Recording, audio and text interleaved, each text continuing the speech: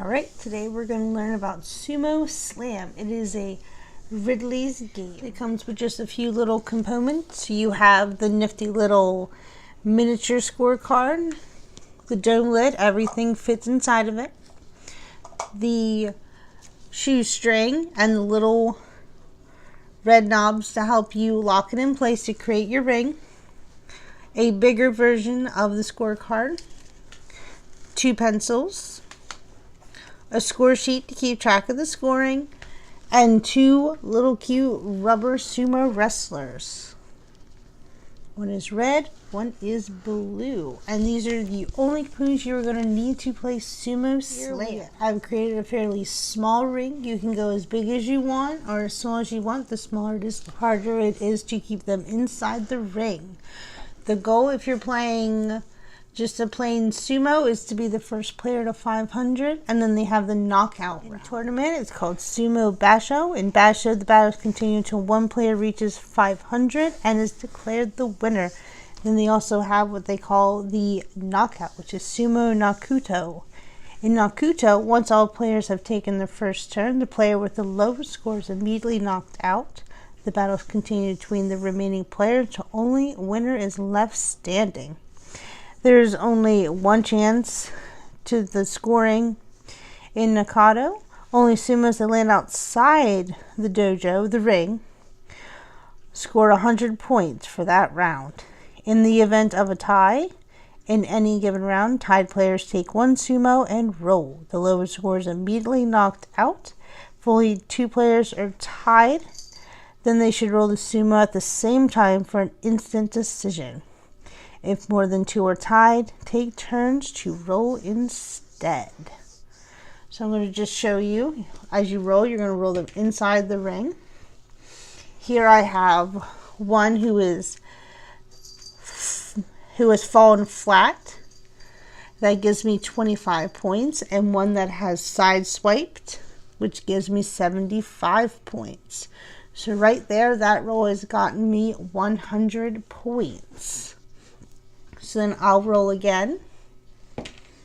And here I have one that is on his back, which gives me 0 points. And one that has fallen flat, which gives me 25. So at this point, I've scored 125 points. In one turn, you may roll up to 3 times. Your final third roll is what you have to stick with, but you do not have to roll all 3 times. If you're satisfied with the first roll, you can stick with the first one. If you're satisfied with the second roll, you can just stick with the second roll. As you can see, this game is pretty simple, and it is super easy to transport, given it just all fits in this cute little dome right there, as long as you don't want to keep the scoring pad. But the scoring pad itself really isn't much bigger than the little dome, so it's not that big of a deal if you just decide to keep it in the dome and just carry the score pad with you, or just start rolling at an event and just write on a napkin or something if that's all you want to do. It's really just a simple game, a quick game, can be played anywhere. Setting up your rings, you're going to use the red snaps to hold it in place. So you get 2 snaps, so you can make it as big as you want, as small as you want. It can get pretty big. But the bigger it is, the easier it is to keep them within. The smaller it is, the harder it is, the more of a challenge it creates for your sumo wrestler. You can see the scoring is pretty simple. If your sumo wrestler is standing up, he is worth 125 points. If both of them are standing up, they're worth 300.